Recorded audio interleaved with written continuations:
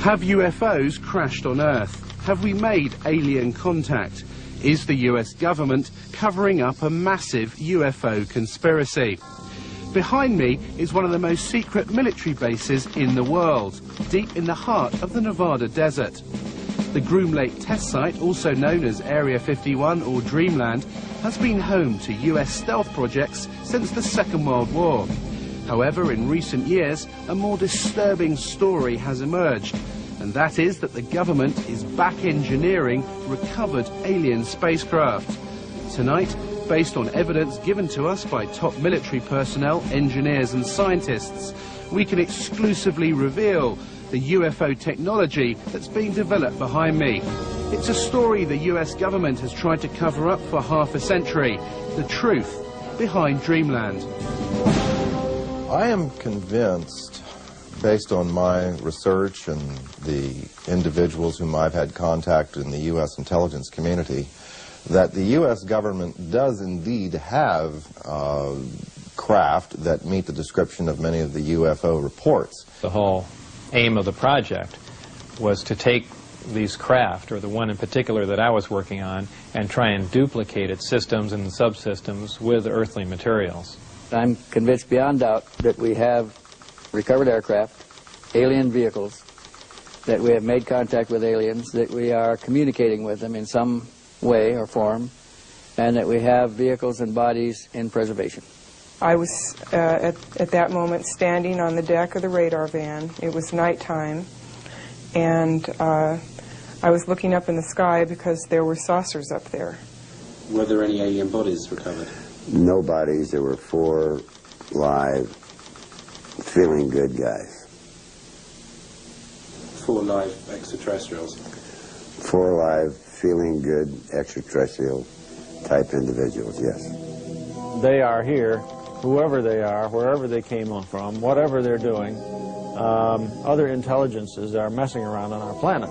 I think that too many people's butts are on the line with this, that they've lied to us too long, that a lot of people have stolen legitimate national security money to keep this cover-up going, that they have perpetuated disinformation schemes on the American public, probably on the British public. The Air Force knows that there was a crash saucer, there were alien bodies recovered, that there have been aircraft that have gone up to chase UFOs and have not come back.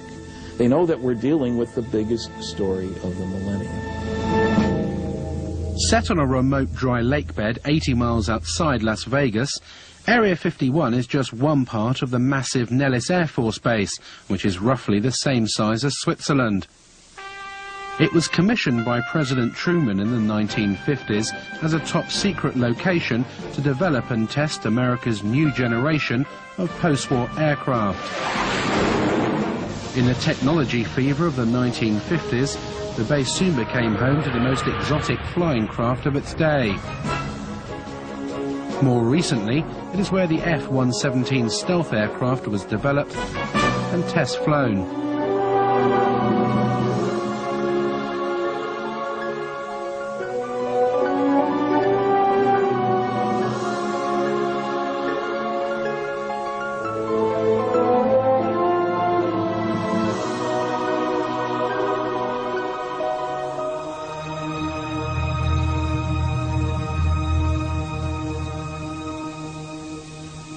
This is an area that has been known but officially denied for many decades.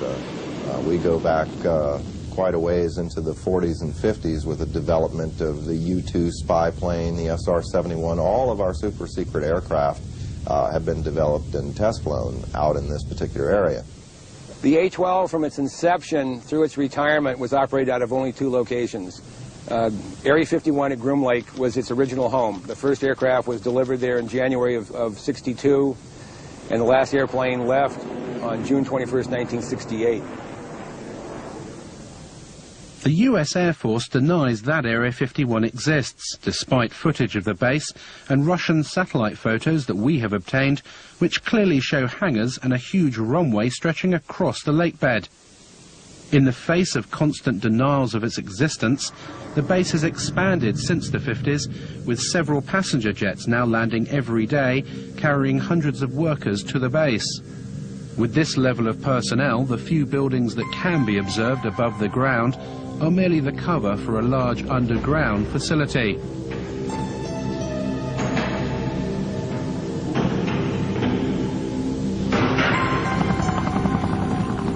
Security at the base is unprecedented and secrecy is paramount.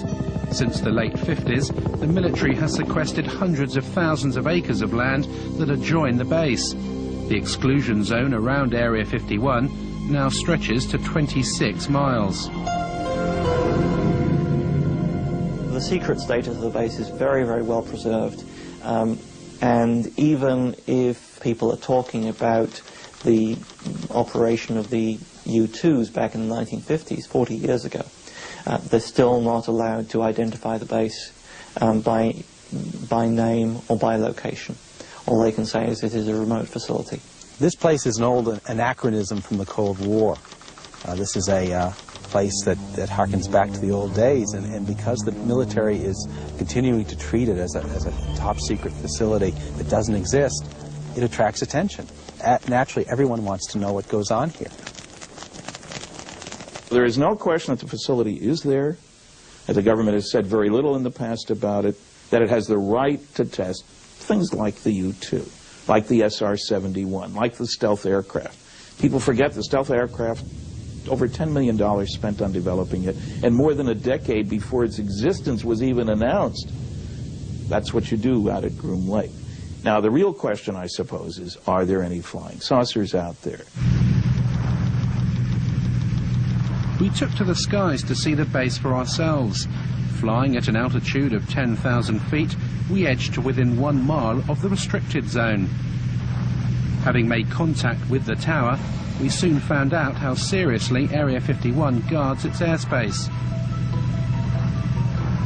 69 from you, remain on the 4375 foot off right, take you back up in a few miles. We're just curious, is there any activity today out at the Groom Lake area? Any activity where, sir? Out at the Groom Lake area. Lake Mead 69, I don't have any of that information available. Good, help control on guard. When working Reveille Mola, squawk altitude, acknowledge with an ID.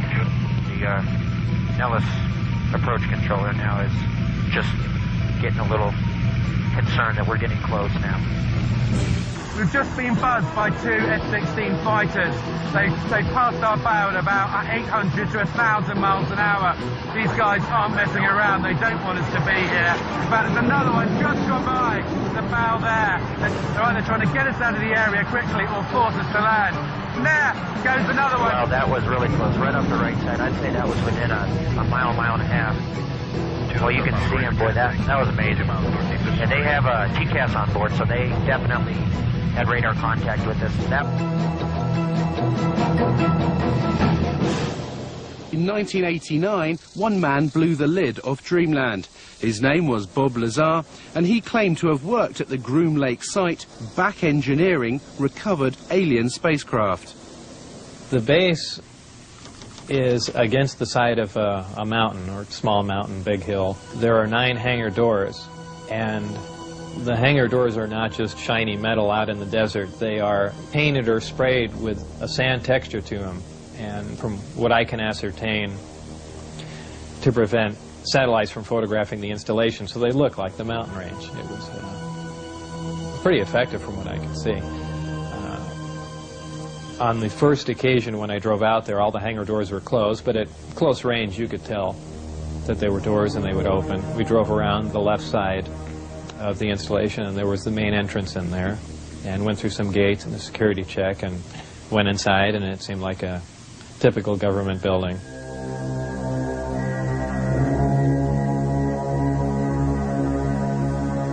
The work that I did basically entailed back engineering the power and propulsion system, and I opted to start with the power, the reactor that ran the craft.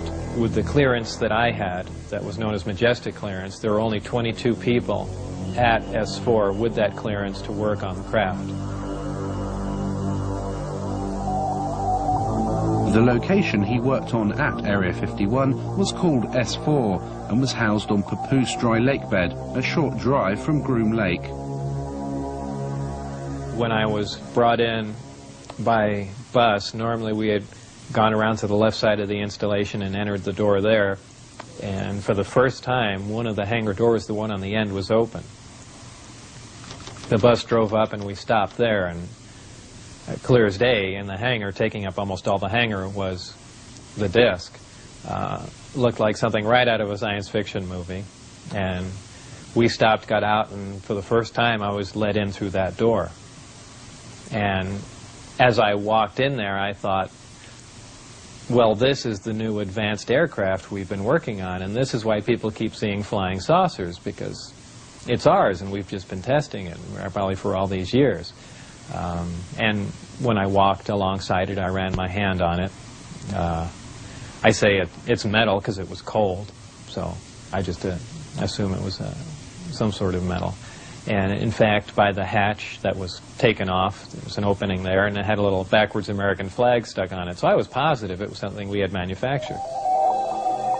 I was allowed on the craft on one occasion to see the placement of these systems in case it was important to their operation. So I was, of course, escorted in the craft, and it was obviously made to be piloted by something smaller than the average human being, very cramped in there. There was a sub-level where a little collapsing floor member opened, and I could stick my head and upper torso down underneath with a flashlight to see how the gravity amplifiers hung upside down. Looked around the placement of the 3 seats, about 1/3 to 1/4 the size of a normal human seat.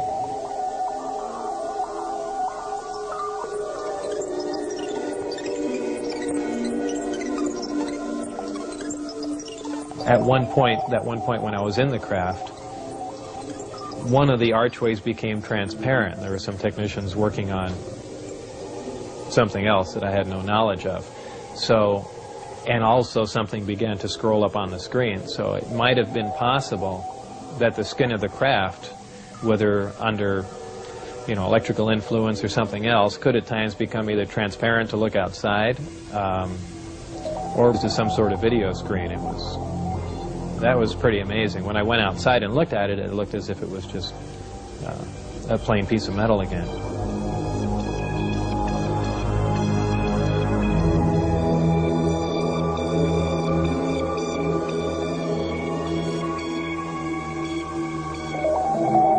A lot of people say, boy, it must have been exciting to go in there, and I always say it wasn't. It was a very ominous feeling. You really had because it's so, I know it sounds silly, but it's so unearthly in there.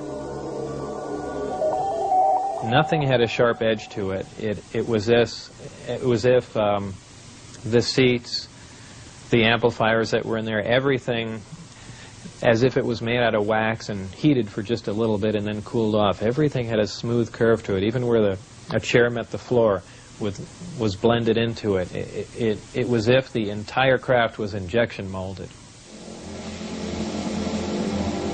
No one, let alone Bob Lazar, have been able to verify any of his academic or professional credentials. In 1990, he was convicted of pandering and declared bankrupt. In court, he simply described his occupation as a self-employed photo processor. Is Lazar a fraud? Did he work at S4? Or was he set up by the military to release certain information about the base? The notion that he would make a great patsy and he's the perfect scientist to work on such a project is interesting science fiction. In the first place, we have no reason to say he's a scientist. No diplomas, no papers, no memberships, nothing. In the second place, I worked on security for 14 years. People take security far more seriously than that. One of the strange statements he's made, there are only 22 people working on this thing. Well, you get more than that working on devising a new mousetrap for the government anyway. That makes no sense. And, you know, it has all the trimmings, his story, of a Walter Mitty story. Somebody whose imagination was, you know, stronger, brighter, faster than anybody else. I did a variety of research relative to Bob Lazar. I actually met him. I obtained a copy of his, what they call a W-2 form, which is one of the IRS documents associated with pay. His particular form indicated that he worked for the U.S. Department of Naval Intelligence. My investigation of this document and the claims that Bob Lazar made followed a very strict path of sound research. I contacted the U.S. Department of Naval Intelligence and indeed verified that they were likely responsible for presenting that W-2. I investigated the issue with the Internal Revenue Service. They informed me the exact words were, it appears to be legit, that it was a genuine document. It was not something that had been fabricated. There were a variety of numbers, contract numbers and so forth, issued on the document, which I was able to research, again finding that these were highly classified numbers. In fact, Internal Revenue Service ran into a brick wall when it came to trying to track down the actual employer associated with the document. He gave me information about his background, educational background and employment background. I started with his claim to have worked at Los Alamos Lab. I figured, well, that's a good starting point. If he worked at Los Alamos, it's pretty likely that he had an education somewhere. They don't just hire people off the street. And if he worked at Los Alamos, especially on classified projects, it's at least reasonable to assume he could have been hired somewhere else in Nevada to work on similar projects. We went to Los Alamos and got nothing even close to cooperation. They wouldn't respond to our phone calls. They say, we have no information on Bob Lazar. There's nothing in the files. I said, are you sure now? No, nothing in the files. I showed them the phone book entry that Bob had kept that said he was there. I showed him the newspaper article that showed that he was there. Are you certain that you don't have a Bob Lazar? Well, maybe we had a Bob Lazar. Here's an ID number, but he didn't work for us. He worked for someone else. Basically, Los Alamos Lab tried to thwart me at every step. Were completely uncooperative in trying to get information about Bob, and I found that to be the case at every step of the way in trying to verify his background. I'm the one that couldn't find any records or anything. I mean, I'm the one that brought that up, because I was the first one to run into that. Initially, I couldn't get a hold of my birth certificate either, and that was one of the things that concerned me, is they might be trying to make me essentially a non-person. I think it's most likely that Bob Lazar was indeed set up to be the conduit for certain information relating to this extraterrestrial project.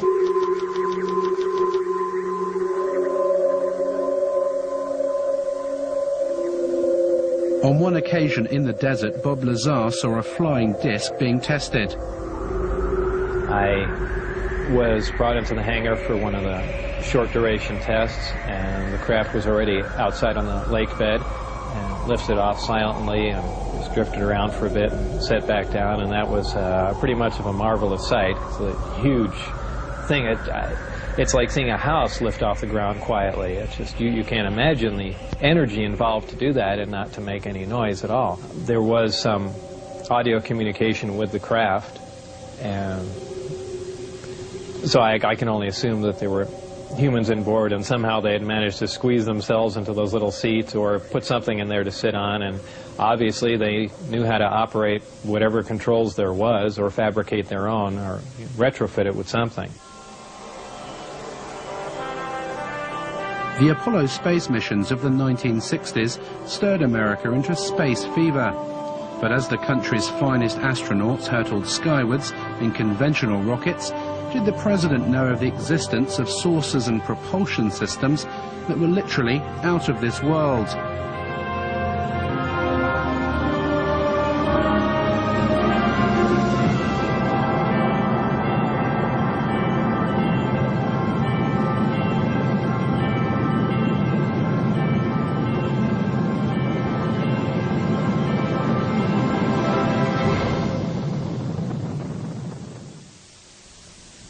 Dr. Edgar Mitchell of the Apollo 14 mission and the sixth man to walk on the moon has carried out extensive investigations of the alleged saucer crashes as well as the question of alien contact. He met Lazar in 1991. I tend to believe that his basic story is true, that he was exposed to what he thought were alien craft and attempts to engineer and back engineer. I think that his explanation of what's going on and his theory that he's utilizing is probably not on target. What I think is credible is the fact that he was there. Since the Roswell incident in 1947, that there was a cover-up, that was a valid incident, and that there has been an active investigation program, reverse engineering program, and cover-up associated with that since that time.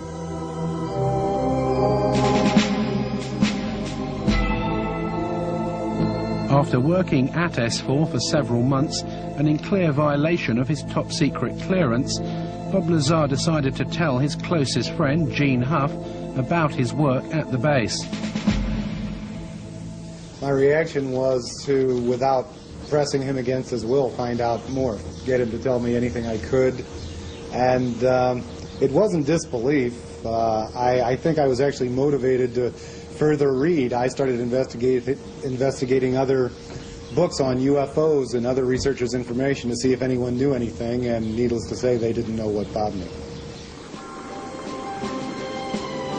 1 month later, in March 1989, Bob Lazar went one step further. He decided to take his friends to the desert and show them a flying disc test. I remembered most of the days and times of testing.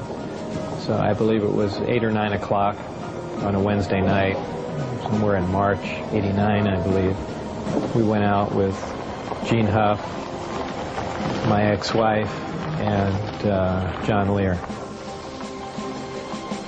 Shortly after the flight time that I had recorded, white light came up off the ground and hovered, and then began doing radical step maneuvers and darting from one side of the sky to the other, doing some impossible flight characteristics. But at times the craft had glowed tremendously bright, where we thought, being miles and miles away, we thought there was something wrong and the craft was going to explode, so much so that we all got behind the car. It actually came closer. It came down the mountain range toward us to where we could actually see it was elliptically shaped. It looked like something that... It's strange to explain. It looks like an explosion that starts to explode and stops and doesn't explode and dissipate. That's how bright the light is. Your brain interprets it as an explosion about to happen. On his third visit with his friends to observe the discs at night, Bob Lazar was arrested.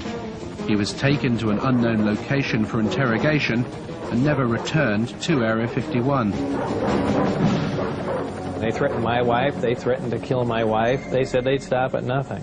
They said they thought they made that very clear. They couldn't believe that I had taken anyone out there to show them that, much less left with information like the flight test data, and wanted to know what else I had said, who else I had told specifically. Security agents from the OFI, the Office of Federal Investigation, had been witnessed doing random security checks at his house. There was almost no question in anyone's mind, anyone in in Bob's immediate life who talked with him on the telephone that his phone was tapped. I mean, strange things would happen on Bob's phone and really continue to this day. Dennis Mariani, who was my supervisor, called, and all he said was, "Do you have any idea what we're going to do to you now?" And that was the end of the phone call. They were crazy. They really were. They were completely out of control. When you go to work out at those locations, you sign away your constitutional rights. You sign a piece of paper saying that if you violate your security agreement and you discuss programs that you're working on without a trial, without right of appeal, you're going to go to Leavenworth Federal Penitentiary for 20 years. That's a real big incentive to keep your mouth shut. We had an engineer who worked at this TV station who, before he was here, had worked at Area 51 and had seen one of these craft under a tarp. Walked into a place he probably shouldn't have been. I arranged to do an interview with him. He lives in another city, in another state. He agreed reluctantly as long as I would block out his face. Well, we make the arrangements on the phone. The interview is supposed to happen the next day. He gets up, goes to work. There are two men in a car outside of his house talking into a radio. They follow him to work. When he gets out of work, they follow him home. No interview. I mean, it happened again and again and again. Same scenario. It has been very difficult to talk about this. It's almost like every time I relate the story, it gets a little easier. But when I first started talking about it, it was like my mouth didn't even want to form the words, and the sound didn't even want to come out of my throat.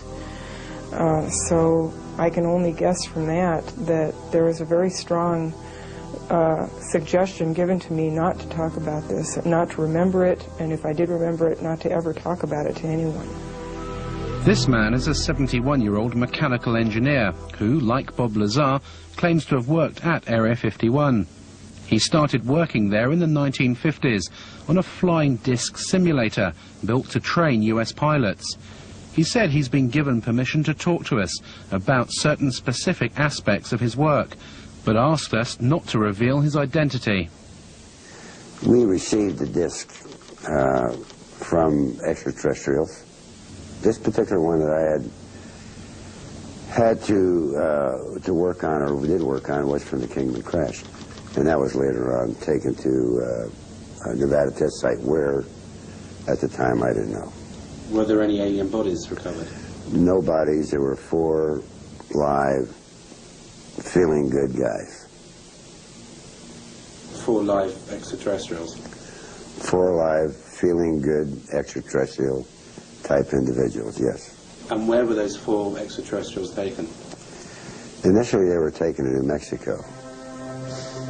And then several months later they were taken to the Nevada site. One of the things I worked on was a flying disc simulator to train pilots to fly this strange looking craft designed for humans to fly, not for any extraterrestrials to fly. His most fantastical claim was that he worked at Area 51 with an alien codenamed J-Rod for 16 years on this simulator project. J-Rod is a gray alien, about 5'4". His role was only as a translator, scientific translator. That was all. If we wanted to put something in the place of what they had, he had to agree with it. I would have a question, you know, and I would bring it up in my mind, just how I wanted to present it with him, and he'd already know that I had this question, and he would already have the answer for me. And if he responded, it would be in my voice. And you wouldn't even open your lips. It is possible that he and a few thousand others are working on a project, either here or elsewhere. Is this a few thousand other greys? A few thousand other greys like himself. The nearest town to Area 51 is Rachel, population 150, and home to the most famous bar and grill in Nevada, the Little Alien. The local residents have seen their highway truck stop turned into the UFO and ET Center of America. Tourists flock to Rachel to scan the skies in the hope of having a sighting. For all the hype, the sightings of bizarre lights in the sky do continue. Local resident Chuck Clark has had many unexplainable sightings. The most remarkable sighting that I've had in the last 3 years took place 2 years ago, February of '93. I watched a glowing object ascend vertically from the area south of Area 51, where S4 would be located, hang motionless in the air for about 10 minutes and then slowly start to descend. All of this while I thought I was watching a illumination flare that was launched from a mortar tube. I can hear jets in the background. I'll zoom back a little bit. This is looking straight over Steve Meadowland's ranch, right here off 375 Highway. This is right over the peaks. Once it got down to the ridge line, however, it was in front of the hill that it had come up from behind. The hill was about 12.5 miles from my position. It came down to a few feet above the ground at the base of the hill, hovered momentarily, which is still consistent with what a flare might do in calm air, but then suddenly it shot off westward, covered 4.8 miles in 1 to 1.5 seconds, and stopped cold, also about 30 feet off the ground, hovered just long enough for me to get it focused to my binoculars for maybe 2 seconds, and then it vanished right in place. We've seen video of craft that were luminous, that would move across the sky as if it was skipping a stone across water, or sort of a sewing machine effect. What we see across the screen are a series of lights, of dashes of light, as the object moves from point A to point B. And a rather strange warping occurs that's very difficult to unravel until you go frame by frame and you begin to see what is actually occurring. Therefore, we are seeing what you might call a shadow effect of the propulsion mechanism at work.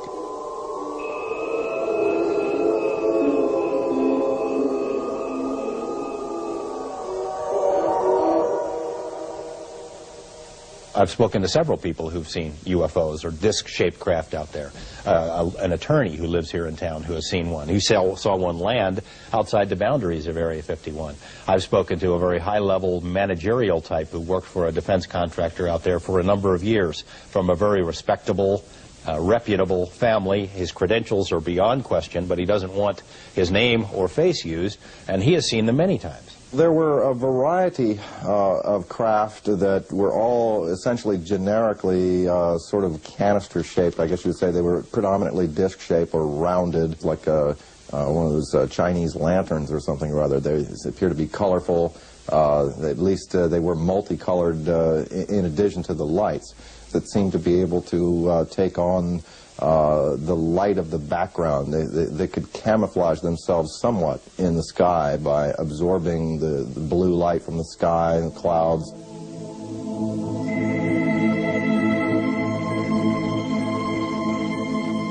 What are these lights in the sky, and are they indeed flying saucers? We asked US Navy physicist and UFO expert Dr. Bruce Maccabee to examine the footage. Basically what you see are lighted objects doing things way off in the distance. You don't really see any structured craft. Some of the video material, a very small amount that I've seen, seems to show lights doing strange things, like hovering and then moving suddenly to another location, maybe, and moving slowly and jumping around a little bit. I've concluded that they aren't ours. That means they belong to somebody else, and they're not made here on Earth, basically, so they must be coming from the outside. How they get here, who, in quotes, they belong to, I don't know. Extraterrestrials is a reasonable proposal. All the arguments that have been put forth that it couldn't be some in the galaxy or whatever because they can't get here from there, those arguments are not physically correct, because we could get there given enough time and money and desire to do it. However, it's clear that these other intelligences, whatever they are far beyond us in terms of technology. Coming back, just doing a loop. Now what I'm going to show you is a computer-enhanced version of what you just saw, and we're just going to look at the one portion where the UFO was appearing in the left-hand corner, going to the right, and then coming back again. That's all we're going to see. We're going to see it repeated over and over again. This part of the frame has been chopped out of the full frame. So I'll just let it run, and it goes back and forth, repeating. And if we stop it, and here's the shadow, and here's the UFO. So basically we have a triangle with one side and two angles that we know. The net result is I can calculate the UFO position in three-dimensional space. Right. Turns out to be about 7,000 feet away from the camera. So having analysed it, what we seem to have here, Bruce, is a genuine UFO. Yes, there is an object out there 7,000 feet away. It wasn't one of ours. It's about 30 feet in size. A genuine UFO.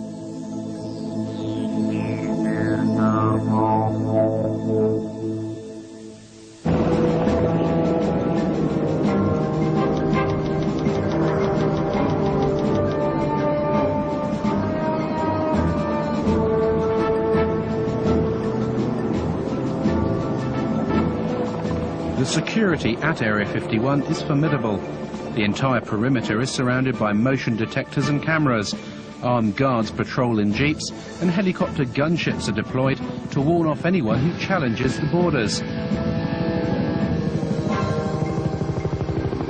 We headed out deep into the desert over 80 miles outside Las Vegas. Traveling down the recently renamed extraterrestrial highway, we'd come to see America's most secret base for ourselves. The only approach to the base is a dusty 10-mile track called Groom Lake Road. Anyone approaching the border can clearly be seen for miles, and as we've been warned, our every move was being monitored by the security patrols and cameras on the hilltops.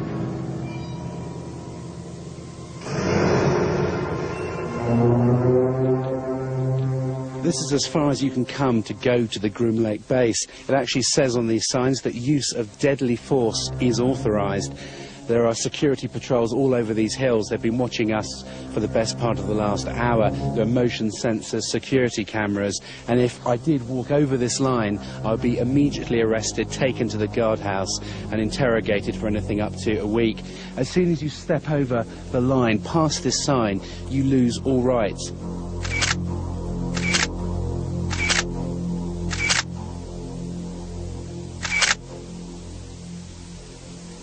What's amazing to me, Glenn, is that the entrance here is so unassuming. They've got this rickety sign saying use of deadly force authorised, but you literally could, if you didn't know what you were doing, you just carry on straight into the base.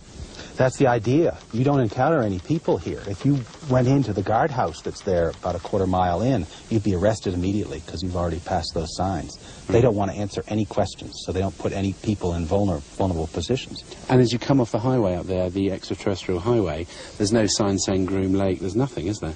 No, I've put up a secret base sign up there occasionally. Secret base this way, but it doesn't stay up for very long. And on foot or in car, this is as close as you can get to Groom Lake, isn't it? This is physically as close as you can get. Unfortunately, you can't see anything from here at all. How far are we actually away from the base? We're about 13 miles northeast of the base right now. Right. And if we continued up this road, if we drove into the base now past the signs, we'd be arrested? If you drove beyond here 20 feet, you'd be intercepted. As night fell and determined to see the secret facility, we headed for Tickaboo Peak, which overlooks the base 7,000 feet above the desert. At our base camp, I talked to Glenn Campbell, who founded the Area 51 Research Centre in Rachel and who produces the Groom Lake Desert Rat newsletter. He gave up a successful career in computers to devote his life to uncovering the truths of Dreamland. This is a large facility as big as the state of Connecticut. It's got lots of unknown, unexplored areas that you could store anything you want.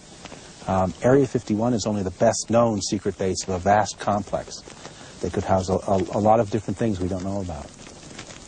But there's actually no fencing, is there? Yet they know when you cross that line. It's simply marked by orange posts every few hundred feet. It's easy to wander across this line, but as soon as you do, they're going to detect you and they'll be right on you. This is a very harsh military border. It's not a place for tourists. Military has never said there are no UFOs. It's never directly denied any of the Area 51 stories.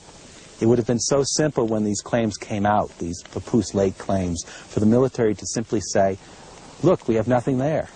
They could take a few reporters to this area and show them. Nothing there. The military hasn't done it. The military has stonewalled. It has remained silent. And that's the most damning thing that they can do. At 3 a.m. we started our final ascent of Tikaboo. We needed to reach the summit before daybreak in order to see the base lit up for its nighttime test flights. Even at night, the roar of the jet shattered the silence of the desert.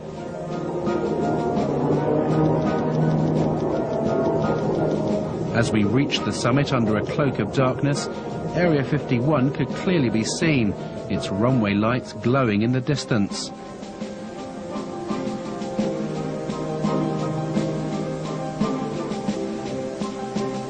After trekking for several hours, we finally set up camp here, some 7,000 feet up. And since the crack of dawn, we've been watching non-existent flights, ferrying non-existent personnel to this non-existent base. Tikaboo Peak is the last safe vantage point where you can clearly see dreamland. But how long before this too is claimed by the military?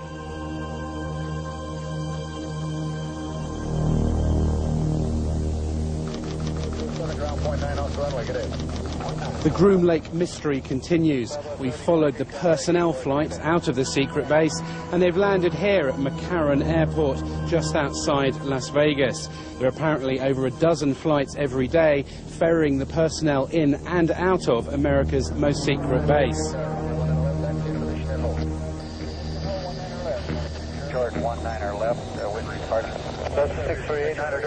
I was called at a random time.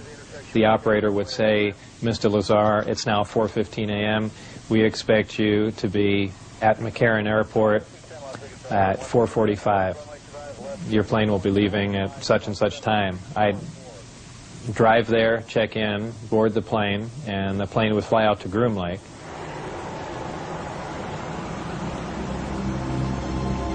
As the Groom Lake workers headed off in their cars, we tried to enter the terminal. Who could you point me to at the base who could give me some information? Okay, what I want to tell you right now, you're trespassing on private property. Sorry, we thought that was the point. You're trespassing on private property. You're inside our gate. And I'm going to advise you right now to leave the premises immediately. Okay? Is this government? You're to do that immediately. This is private property. You're trespassing. Leave the premises as soon as I get to getting you information. Is it government property or is it just private? No comment. You're trespassing. Okay. Who are you trying to kid, bud? I just You're trying bullshitting me and quit it. Is there anyone you can point us to give us any details on?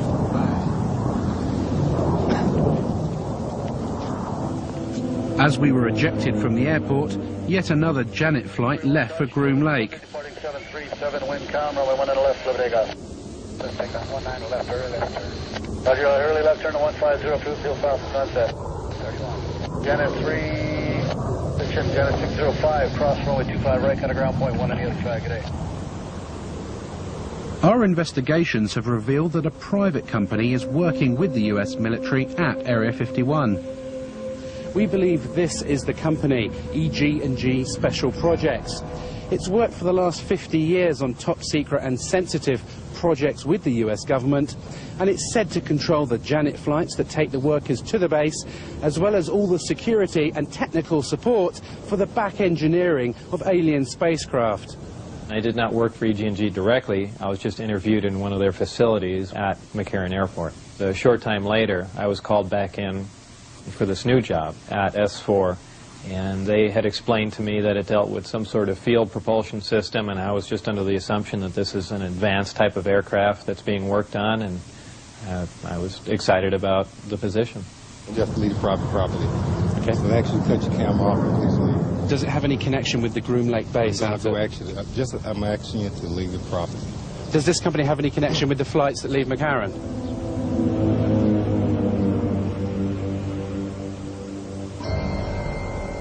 EG&G has been the central civilian contractor for Groom Lake basically since the beginning. They're the people who, military folks come and go, other contractors come and go. EG&G has had the contract since the very beginning. So if anyone were to know what's going on out there, it'd be EG&G. They're not talking. We phoned EG&G to clarify what their role is at the base. but they would only confirm that the company is working on several classified Department of Defense contracts at various remote locations in Nevada. They would not comment on the exact nature of the work, but did state that it was connected with EMP, electromagnetic propulsion.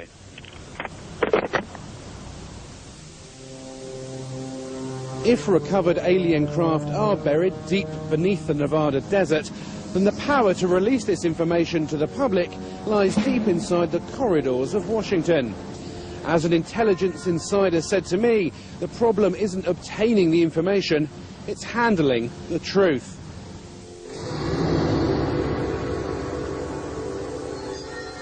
Are these alien craft above Groom Lake, or are they man-made? Have the US military developed the technology to build flying discs? Join us next time on Dreamland. There's a great deal of legitimacy to this UFO phenomenon, to the issue of alien intelligence. This is something that's not at all new to the US military. There's programs that they're working on today that are 50 years ahead of anything that you and I could even conceive of. The black project teams are operating without oversight from official committees, from Congress, if you will. I find that exceedingly distressing, frightening, the ultimate big brother scenario. Everything is being run by the ETs. They're so far beyond us in terms of technology that I don't think we would have a chance. I don't think we've yet scratched the surface on what's happening out there with regard to flying saucers. There are a variety of activities, some of which are classified throughout what is often called the Air Force's Nellis Range Complex. The range is used for the testing of technologies and systems and training for operations critical to the effectiveness of U.S. military forces and the security of the United States. There is an operating location near Groom Dry Lake. Some specific activities and operations conducted on the Nellis Range, both past and present, remain classified and cannot be discussed.